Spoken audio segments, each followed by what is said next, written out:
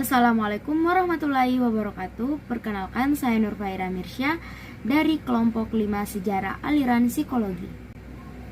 Ketika kita membahas sejarah aliran psikologi, maka jika menilik ke kilas balik perkembangan psikologi, tahapan pertama atau masa pertama yang dilalui oleh ilmu ini adalah masa Yunani kuno. Sebuah ilmu pengetahuan untuk memahami manusia muncul yang disebut dengan nama psikologi. Pertanyaan selanjutnya, lantas kapan sebenarnya ilmu psikologi ini muncul? Ilmu psikologi muncul sebenarnya belum lama ini, yaitu baru sekitar 1318 tahun yang lalu. Tetapi perlu untuk kita ketahui bahwa ternyata ilmu psikologi ini pada era Yunani kuno agak sulit ditemukan info-info untuk perkembangan pemikiran-pemikiran di zaman ini. Sebab mayoritas perkembangan ilmu itu masih terfokus pada bidang metafisika, epistemologi, dan moralitas. Di zaman Yunani kuno ini ada nih beberapa filsuf yang dengan pemikiran-pemikiran cemerlangnya berhasil menuangkan sebuah gagasan penting sebagai ujung tombak dasar perkembangan ilmu psikologi ini. Antaranya yaitu Thales, Heraklitus, Parmenides, dan Empedokles, serta Pitagoras. Pertama, kita kenalan dulu dengan Thales. Jadi Thales ini sebenarnya seorang naturalis yang menolak supernatural. Thales menyumbang pemikiran mengenai jiwa. Selanjutnya Heraklitus. Heraklitus ini memaparkan teori dan pandangannya dengan perumpamaan api. Api bukan sembarang api ya teman-teman. Jadi kenapa api? Jadi api ini maksudnya sebagai media yang mengantar ke perubahan. Selanjutnya Empedokles. Empedokles ini pemikirannya agak berbeda nih dengan dua tokoh yang kita sebutkan tadi. Nah, dia menyebutkan bahwa elemen-elemen pada jiwa itu ada 4. Yang pertama adalah api, udara, tanah, dan air. Empedokles juga berpendapat bahwa tidak ada yang disebut dengan kematian maupun kelahiran. Kedua hal tersebut merupakan bentuk pemisahan 4 elemen yang kita sebutkan tadi. Selanjutnya adalah Parmenides. Menurut Parmenides, yang ia utarakan adalah mengenai rasionalitas. Pengamatan indrawi terhadap realitas dianggapnya tidak akan mengantarkan kita pada pemahaman objektif, dan pemahaman objektif mengenai realitas hanya bisa diperoleh melalui rasio. Selanjutnya adalah Pitagoras. Pitagoras di sini ternyata menyumbangkan pemikiran yang relate dengan psikologi.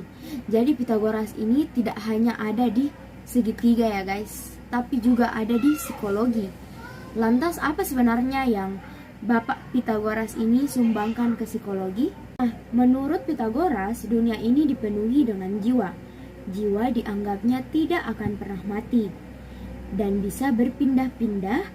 Perbuatan baik atau buruk manusialah yang akan menentukan apakah jiwanya akan menjelma dalam bentuk manusia atau binatang. Thales adalah seorang dokter guys. Nah, di samping ia seorang dokter, ada 4 elemen yang ia sumbangkan, di mana keempat elemen ini adalah hal yang cukup relate dengan psikologi. Apa sih keempat elemen tersebut? Yang pertama, di dalam tubuh manusia ada darah, empedu kuning, empedu hitam, dan lender. Kesehatan seseorang dipengaruhi apabila keempat elemen tersebut seimbang. Lain daripada pemikiran-pemikiran filsuf yang tadi nih udah kita sebutkan, ternyata tidak sampai di situ nih. Pada masa perkembangan Yunani kuno, setelah berakhirnya periode para filsuf yang tadi, kemudian maju nih ke lebih jauh dengan teori-teori yang lebih mendalam yang dibawakan oleh sebuah kaum yang disebut dengan nama kaum sofis. Apa sih sebenarnya sofis itu? Menurut bahasa Yunani, sofis adalah bijaksana. Sofis dengan sumbangan pemikiran paling besar di psikologi itu ada 3. Ada Socrates, ada Plato, dan ada Aristoteles. Nah, itulah tadi pembahasan mengenai zaman Yunani kuno. Selanjutnya kita akan terus melangkah ke zaman-zaman berikutnya. Baik, selanjutnya langsung saja ke materi kedua, yaitu mengenai perkembangan psikologi pada masa Helenistik hingga abad ke-8. Nah, pada masa ini tuh ditandai dengan kematian Alexander Agung dan juga Aristoteles yang pada tahun itu meninggalnya hampir bersamaan pada tahun 323 dan 322 sebelum Masehi. Selain itu, pada masa ini juga masyarakat Yunani mulai menolak filsafat yang bersifat abstrak dan tidak realistis. Mereka lebih menyukai filsafat yang membahas masalah kehidupan praktis sehari-hari daripada membahas masalah teoritis spekulatif. Selain itu juga pada masa ini muncul beberapa pemikiran yaitu anti-filsafat dan pro-filsafat yang dimana skeptisisme dan sinisme merupakan aliran pemikiran yang tidak suka filsafat, sedangkan Epicureanism dan juga Stoicism muncul sebagai reaksi terhadap pandangan skeptisisme dan sinisme tersebut. Baik, selanjutnya yaitu perkembangan psikologi pada masa Kekaisaran Romawi. Pada masa ini berlangsung hampir 500 tahun yang diawali oleh Julius Caesar pada 100-44 sebelum Masehi dan akhirnya berakhir pada tahun 470-an ketika Kaisar Romulus Augustulus terbunuh. Dugaan lain tentang penyebab runtuhnya Kekaisaran Romawi ini dikarenakan adanya pertentangan antara Kekaisaran Romawi Barat dan Kekaisaran Romawi Timur.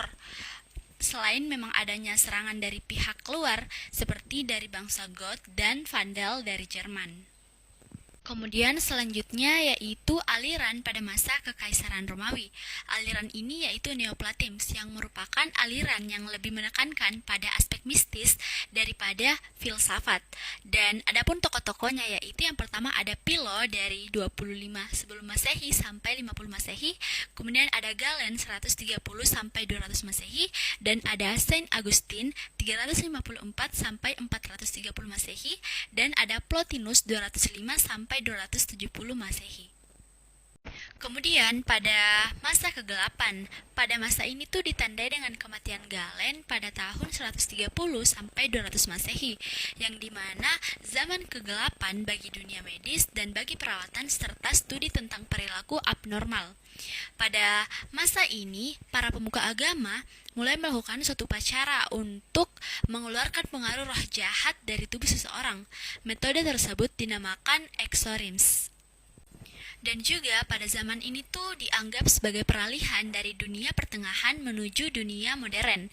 Ironisnya, kekuatan akan penyihir juga mengalami peningkatan, terutama pada akhir abad ke-15 sampai akhir abad ke-17. Setelah itu, selama 2 abad berikutnya, lebih dari 100 ribuan orang yang telah dianggap sebagai tukang sihir telah dibunuh. Kemudian, eksekusi terakhir terhadap tukang sihir ini dilakukan di Swiss pada tahun 1782. Nah, sampai akhir zaman pertengahan ini, disitulah semua penderita gangguan mental yang dianggap sebagai tukang sihir. Saya akan menjelaskan tentang psikologi pada masa pertengahan di dunia muslim. Pada awal abad pertengahan, Eropa mengalami masa kegelapan, yang dimana orang-orang mendominasi ke ilmu agama dibanding dengan ilmu alamiah. Kemudian, ada beberapa pemikir muslim yang berkontribusi pada ilmu psikologi. Yang pertama, Al-Kindi, yang kedua, Ar-Razi, yang ketiga Al-Farabi, yang keempat Al-Balkhi, yang kelima Ibnu Sina, yang keenam Ibnu Maskawai, yang ketujuh Al-Ghazali, yang kedelapan Ar-Razi, dan yang kesembilan Ibnu Rashid. Yang pertama ada Al-Balkhi yang mengatakan kesehatan tidak akan kita peroleh apabila kita tidak mengetahui tentang tubuh dan jiwa. Jika tubuh merasakan sakit, maka jiwa akan kehilangan kemampuan kognitifnya untuk menikmati kehidupan. Selanjutnya adalah Ar-Razi, yang dimana Ar-Razi mengatakan komentar positif dari sang dokter akan berpengaruh kepada motivasi pasiennya untuk sembuh. Yang ketiga ada Al-Kindi, yang mengatakan teorinya tentang jiwa, kecerdasan, dan strategi untuk mengatasi kesedihan.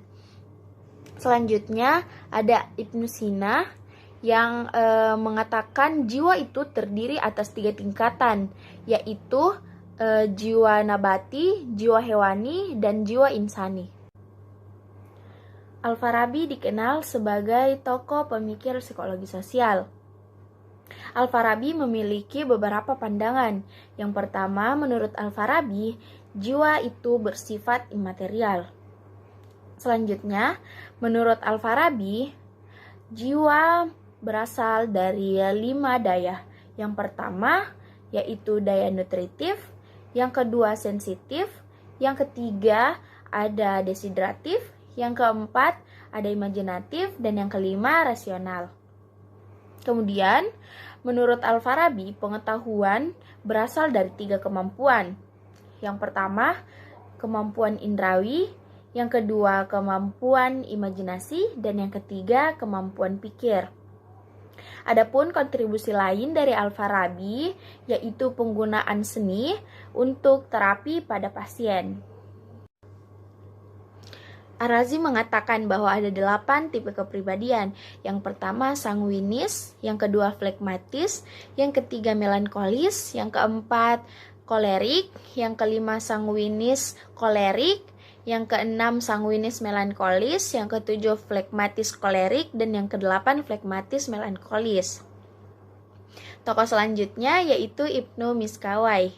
Ia mengatakan bahwa jiwa adalah sesuatu yang bukan tubuh dan bukan pula bagian dari tubuh. Kemudian Ibnu Miskawai mengatakan bahwa kemampuan merupakan keadaan yang menyebabkan jiwa melakukan sesuatu tanpa dipertimbangkan terlebih dahulu. Tokoh selanjutnya yaitu Ibnu Rushd yang pemikirannya berhubungan dengan psikologi, yaitu jiwa, kecerdasan, dan kebahagiaan. Tokoh terakhir yaitu Al-Ghazali. Ia mengatakan bahwa pengetahuan bersumber dari 3 hal, yaitu akal, intuisi, dan indera. Pasca berdirinya psikologi sebagai ilmu, pada saat berdirinya psikologi sebagai ilmu, muncul beberapa tokoh yang pemikirannya sangat berpengaruh terhadap perkembangan psikologi. Pertama, strukturalisme yang didirikan oleh Edward Brauer Stigner. Kedua, Franz Brentano yang lebih fokus terhadap aktivitas kesadaran daripada isi kesadaran. Ketiga, Karl Staff yang lebih suka membiarkan pengalaman itu apa adanya, sebagai suatu yang syarat akan makna bagi yang mengalami. Keempat, Oswald Koop yang menyebutkan adanya Imagelestot, yaitu keyakinan bahwa terdapat makna objektif dalam suatu pengalaman yang tidak berasosiasi dengan kata, simbol, atau makna tertentu. Kelima, Ebbinghaus yang meneliti fungsi psikologi yang lebih tinggi. Dan yang terakhir, William James yang mendirikan fungsionalisme. Selain itu, terdapat 2 aliran yang sangat berpengaruh pada masa itu, yaitu pertama, strukturalisme. Strukturalisme didirikan oleh Edward Brauer Stigner. Stigner menyatakan bahwa subjek metapsikologi ialah pengalaman. Pengalaman yang dimaksud ialah pengalaman sadar, yaitu pengalaman yang menurut orang yang mengalaminya. Adapun mengenai tujuan psikologi, Stigner menyatakan bahwa tujuan dari psikologi yaitu menganalisa kesadaran menjadi komponen-komponen yang terpisah dan menentukan strukturnya.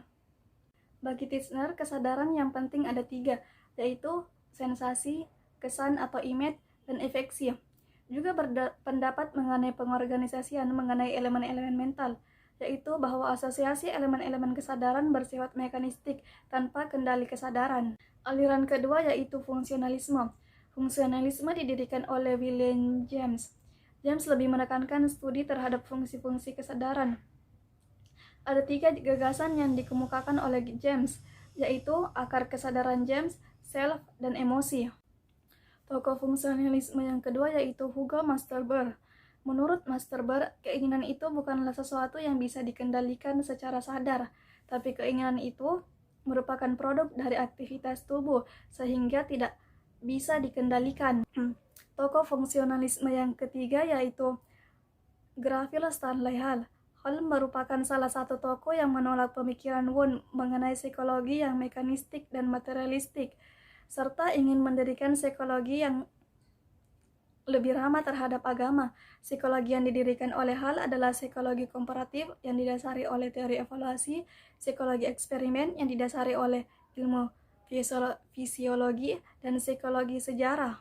Mekanisme keempat yaitu John Dewey. Dewey menganggap bahwa apapun bisa menjadi makna selama memiliki nilai-nilai praktis. Gagasan utama Dewey yaitu kritik terhadap elementarisme yang membagi pengalaman secara terpisah antara stimulus dan respon. Bagi Dewey, stimulus dan respon adalah hal yang padu dan satu. Tokoh fungsionalisme yang terakhir yaitu James Cattell. Cattell mengatakan bahwa psikologi bukan ilmu fisika, sehingga psikologi sulit memperoleh kepastian dan keakuratan kecuali mengungkapkan eksperimental dan pengukuran.